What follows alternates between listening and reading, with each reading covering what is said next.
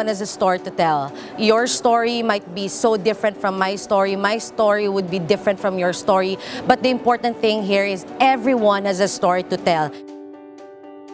Hi guys, my name is Christina and I present you a video about the best volunteer stories for a better world.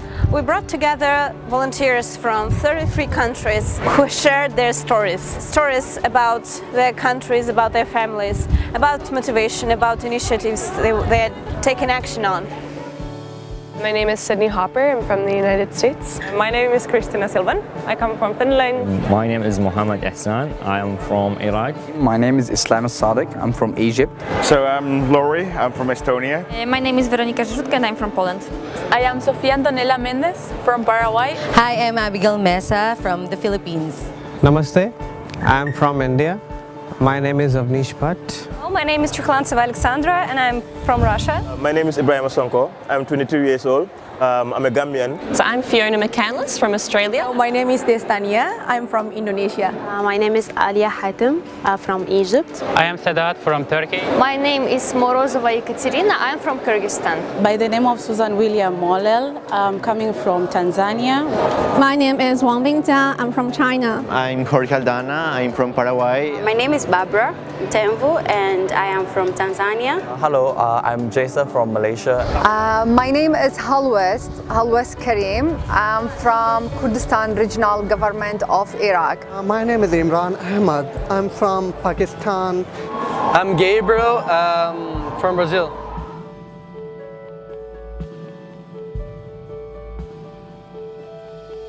I got into volunteering because I feel like I've been very lucky in my life.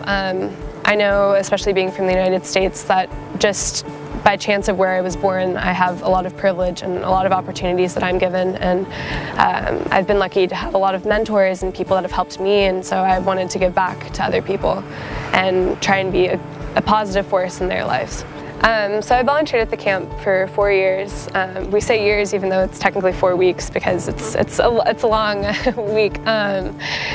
But my favorite moments are always talking with the campers. I remember my first year, it's on an island, so we were down at the beach with a girl, and we were just talking. She was 15 at the time. We were just talking about favorite movies and songs, and it just really hit me that I think so often we look at people with physical or mental disabilities as being something other, and it's so not true. They are just like everybody else, and I think they deserve the same respect that we give everyone else. They deserve to express their thoughts, even if they're nonverbal and you have to communicate with them through signals or in a non-traditional way. They deserve the same patience, the same respect that we give everyone else. And so having those conversations with those kids, and I hope that they feel respected and they feel loved, because they are.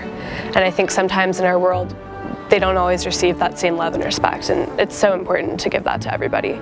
It's the first time for a lot of them that they're around other kids with physical challenges, physical disabilities, and they say it makes a big impact. A lot of these kids, they go to school and they're the only person in their class in a wheelchair, or they're the only person that has that sort of challenge in their life, and it can be really isolating. And so when they come to camp, they see they are just like every other kid. They're allowed to forget about their struggles and the stress in their life for a week. And it really helps them as people. It helps them grow in confidence and in their abilities. And it's magical to see. I think as every volunteer, they start their work in order to help other people. But I think I almost feel like I gain more than I can even give to the kids. They give me so much inspiration and power and hope, and I think about them all the time, even when I'm not at camp. It's really difficult to say, I don't know, like 10 years, 15 years, something like that. And it's because volunteering is already such a normal part of your life that you don't even know when it started and when it ends. It's really boring and kind of wrong if you just work and have fun. So I think civic activism should be a part of everyone's everyday life because it gives you so much, and you can also help your society. So I didn't have anything like this, one day this happened and then I wanted to change the world. No, I think like generally if you think about like conflicts and why conflicts happen between countries, I think it's a lot about lack of communication. So that's why I think like what I can do, for example, like with the whole like refugee crisis, for example, I think it's really important to like help people integrate to Finnish society, also help Finns integrate like to people that are coming. So it's to basically make the world a better place.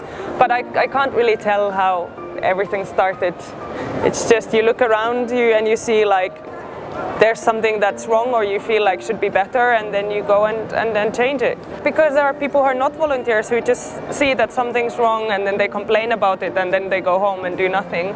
But a volunteer is someone who's initiative in a way that they see that something's wrong and they want to take action and they're ready to take action. They know how to take action. My country's situation is different. We are in war situation and we have many IDPs and refugees coming to the safe cities. Yeah, I have a small project. We have about 1,000 volunteering in this project from different backgrounds. We want to make push the volunteering work in the city, because volunteering work is very important to develop any city, and the people in my city now believe in volunteering. We have a different project, like we believe in gender equality for give opportunity to girls to work in the community. We have a project for the refugee. We really believe with volunteering we can do everything, like getting new friends and getting new skills, because in my city the girls very shy, and when we engage with the volunteers and this group, they work like free, like we are the very big family now. We have people from different regions and different backgrounds. When we coming to the group, we forget everything about our culture and we just working like a volunteering and like human for the city. It started with participating in Scouts activity, so I felt how it looks like when you participate in serving people. So I started to understand the methodology of how servant leadership comes from. So if you serve people well, you can lead them to a better life. I use this case of Superman. One day it was a gift from one of my relatives to me. So I felt that I believe in this God. Everyone has a Superman inside him. Everyone has his giant abilities that if he believed in a cause, he will be a Superman. It's not need to can be able to fly, have a laser in your eyes that has extraordinary abilities, but you can, even if you help a blind man to cross the road, you are a Superman. So maybe there is bad people in the world, that's sure, because there is nothing good all over the time. But when you believe that everyone had the good himself, and even if he doesn't have the good inside him, making you the good for him or still treating him as good as you want, you get the good for yourself. So if someone who's nervous, one has loud voice, someone who has kicking people or whatever, if I treat someone as badly as they treat me, all the bad behaviors will be in me. But if I try to do the good things towards all the people who are treating me badly, I will make some kind of transferring all the good things from me to the others. So never give up or never lose hope in people. People are always good because this is the nature where they pour all over the world. Waking up every morning and not thinking how I can spend the time just for me, but by helping others. And having opportunities across the world. In Estonia we have so many nice projects among the city center and in different districts. We have the cleaning days, we have the days when we just put a huge table in the middle of the street and we all have dinner together on the street, and we organize different types of street festivals, we organize different types of art projects on the street, so we make it beautiful and nice living platform for us. So I was teaching in Malaysian kindergarten for 2 months, and this working with kids and this working with the completely different culture and completely different conditions showed me that Actually, it is really hard to understand a different culture, and that we can be surprised really often, but we don't have ready solutions how to help them, or our values cannot be as the same as their values. So it showed me that Europe is not in the center in the world, and we cannot take our values for every place. My story was that I was really curious how the life looks in another part of the world, and I was really disappointed about general tourism. I felt it's really unfair. I just thought that it's not what I want. I wanted to meet people, I wanted to get in the deeper relations. That's why I was involved in the student organization, to have the opportunity to meet with the people from foreign countries. And then I realized how many inequalities are in the world, how the life in the different parts of the world look like, and how the resources are distributed in the wrong way. And it just angers me a lot, and I cannot agree with that. So that's why I started to be involved and try to do something with that. Volunteering for me, oh my god, it's a hard question. Is the way to say thank you for that what I have, because I'm pretty aware that I live in the Europe. I have enough money for basic needs and for so much more, so I'm pretty privileged. So can use my privilegement. It's volunteering, it's the way to say thank you and to say that other people deserve for the same. My little sister passed away from leukemia. That was really tragic for our family, but after that my mom and my dad created a foundation that helps kids with leukemia, especially helping them with resources to go to the hospital, because we don't live in the capital, and it is if you want to get a treatment you have to go to the capital. I mean, and it is like 3 or 2 hours far away, and there's a lot of people needing that. And now I'm the coordinator of the volunteers. I was really motivated to be a rescuer because I myself once has been rescued. So I was a former drug addict. I was into vices, and I was personally sexually abused. But so when someone helped me to be rescued, that's the time also I believe that it's high time for me to rescue other people as well. Once you have been rescued, you must be the next rescuer for the next generation as well. So it's a non-stop cycle. 8 years back, I have also involved in this profession when I see so many girls uneducated in the mountain regions in the north place of India. Till now we have adopted many females, and we have started educating them and getting into the loop with the whole world. But before that they were just in their villages. They don't know what is railways, what is education, what is internet. We have distributed stationery to the girl child. So they have started tearing the paper, and they have started preparing the aeroplane with that. So in the first 2 years we used to experience this, that they have not started learning, they have not started reading, but they have started doing the creative activities like drawing, painting. But after 2 years they started learning how to write, how to read. If you help people, if you educate them, if you help them to come into the mainstream of the society, so it gives you a peace, it gives you a satisfaction which you not able to get in your job, in your daily routine work. Well, I was 6 years old when doctors first time diagnosed that my mom has cancer, and it was pretty hard for me to understand what's going on, but I've tried to make everyone in my family calm and to save the peace inside the family. And after that it was like a habit for me to make people feel comfortable. I'm studying to solve this problem in MIFI. I will try to find new devices to create them to treat people from cancer. I have the theory that everyone has a need to take care about anyone. And there are groups of people who need to be cared about. I've been involved in volunteerism for almost 5-7 years now.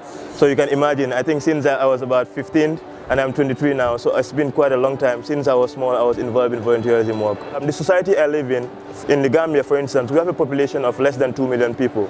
Now, out of the 2 million people, 64% of our Gambians are women. Women undergo through lots of violence, domestic violence, more than men. And also women do not have access to basic fundamental rights, or they're not respected compared to men. So what we tell them is, sometimes you do not need to wait on the government. What you need to wait for is, you see a problem, you find a solution to that problem. As a volunteer, one quality that you must have is visionary. You need to see the fact that there is a problem, because that is what volunteerism is about. But another very important aspect that a volunteer needs to have is the issue of passion in whatever you're doing. So passion for volunteerism is the drive that keeps you going. To all the volunteers in the world that I used to say this, young people come up and solve problems of the society. We really work for anti-nuclear weapons, anti-military bases in Australia. It's one of the oldest, or it is the oldest peace group from Victoria that my grandmother started. So it's got a long history from 1959. For me, my grandmother is my inspiration. So for her father, my great-grandfather, was killed in the Second World War by the Japanese, but she managed to create good relations with the Japanese. So that is true peace in my opinion. So forgetting the past and working together for a future. So that really inspired me. For me, it's not activism, it's just maintaining a good living standard. And whatever you have to do to maintain that, you should do it. Living is not only about yourself, but also about others. And being a volunteer really give me, like recharging the good, positive energy when I'm tired, when I'm sick of the world, like why people do this, why could they do that? But when I do volunteering, it really gives me back the positive energy, so it really helps me. Well, to be a volunteer, just use your heart and do everything sincerely, because if you do something full of your heart and sincerely, the good thing will go back to you in an unexpected way. My focus is on youth and children education. So one of my projects is I found a project to teach children in prison and why be there, because they need their roles, they need to feel that role as friends, as sisters and as brothers, to take care of them and to give them the chance, because the kids in prison usually don't have the second chance to be better. They always be judged by other people, like you don't deserve the second chance, you have no future. So we were there. And why it's important, because they are children of our futures. So give them the chance.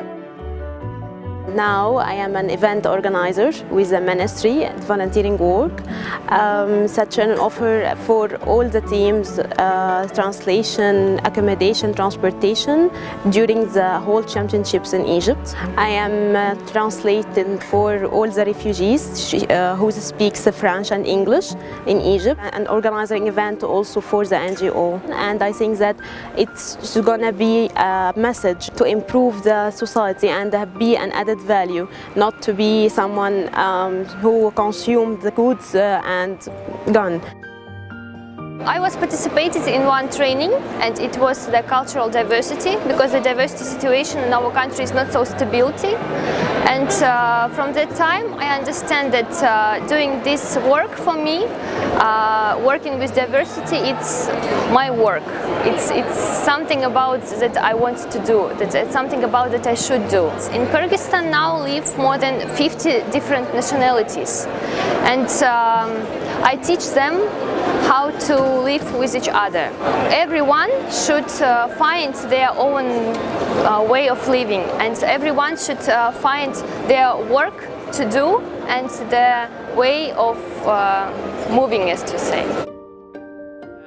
I work for Turkish Red Crescent in my country to distribute some staple foods to people who can't afford the cost of living, and we try to provide people for blood for necessary, and we try to do some conference about young people to encourage them to join the group of the decision making in the cities. And I really want to encourage young people to explain their ideas, because the future is there and mine, so we have to do something.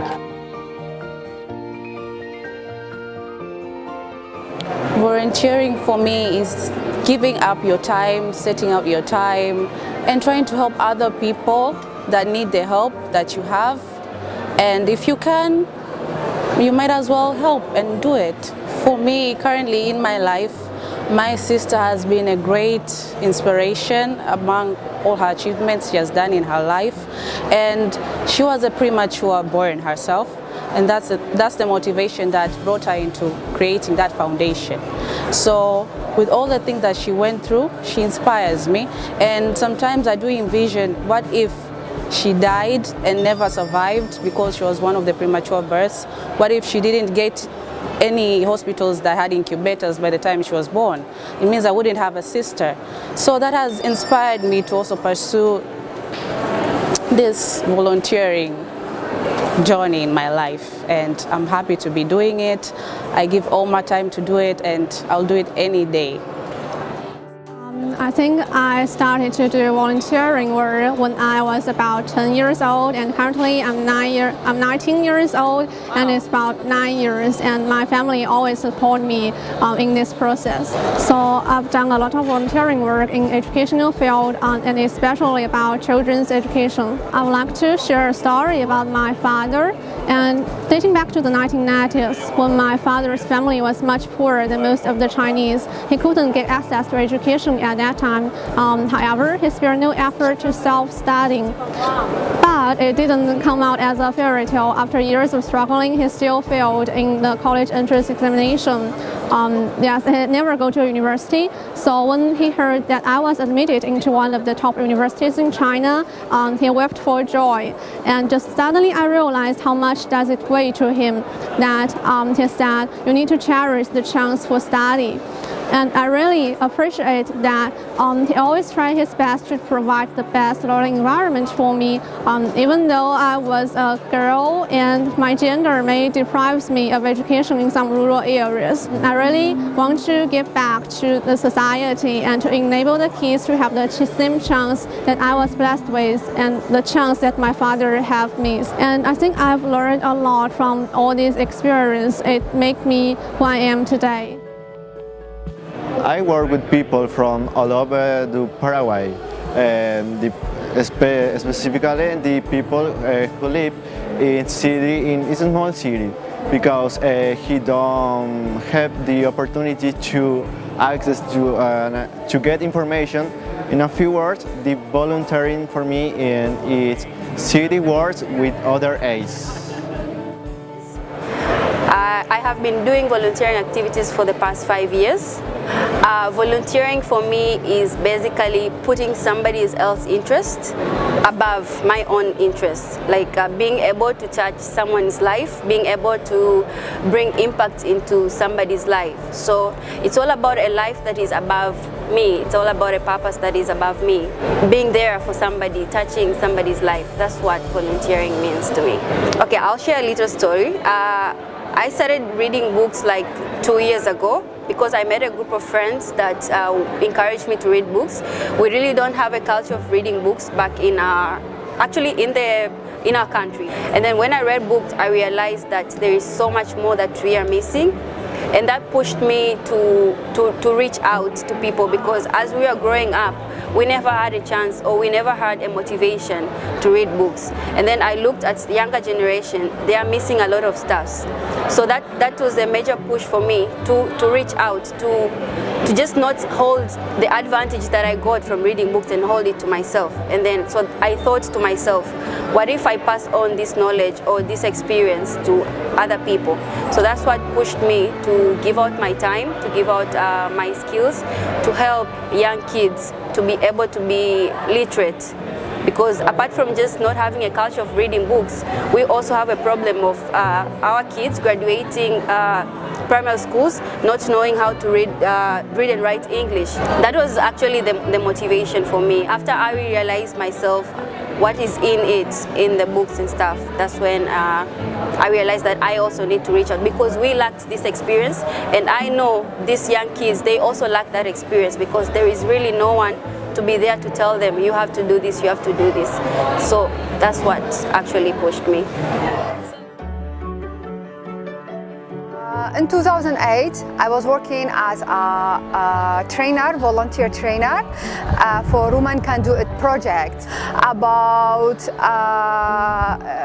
empowering women, building capacity, and how women could participate in politics. Actually, at that time, the quote of Nelson Mandela suddenly came to my mind. It's called education is the most powerful weapon. We can use it to change the world. Actually, when I help people, when I support people, when I can do something for them and make them happy, this motivates me.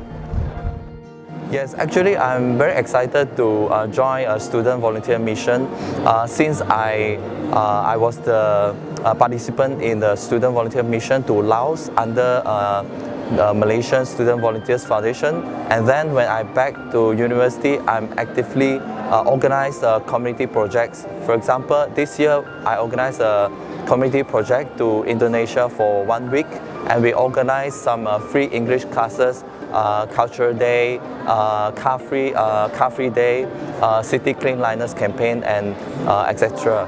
Volunteer, we are physically engaged with other people, helping other people, not necessarily in terms of the money, but we volunteer to help them in terms of their necessity. I'm very excited to do something for my country, my world, my planet. So especially I try. So I give you a whole world this suggestion and advice. Do for the best and do for sustainable development goals. I think volunteers should be patient. Be patient. Good-hearted. Hardworking. Hard worker. Hardworking. Passion. Passion. Kind. Kind. Caring. Understanding. Efficient. You keep smile. Be a good listener. Looking for help and respect. They should be willing to be selfless and do it for the good of someone else, not for themselves necessarily. Honest. Being there for someone else and not yourself. Good communication skill. Commitment. Open-minded. An open-hearted person. Initiative. Persistence. Active. Proactive, I'd even say. Every moment they must search for the happiness. So when they search for the happiness, automatically happiness will revert back to him. It's love. It's love. Love. Love. Volunteering for me is about being myself, interaction, is about open my things, open my heart, forget their stereotypes and any boundaries. There's no boundaries, but they're just human beings. It doesn't matter my culture, my language, it matters what the moment and direction we are having. It's priceless, and it's the most important thing for me. Dare to dream, ready to achieve.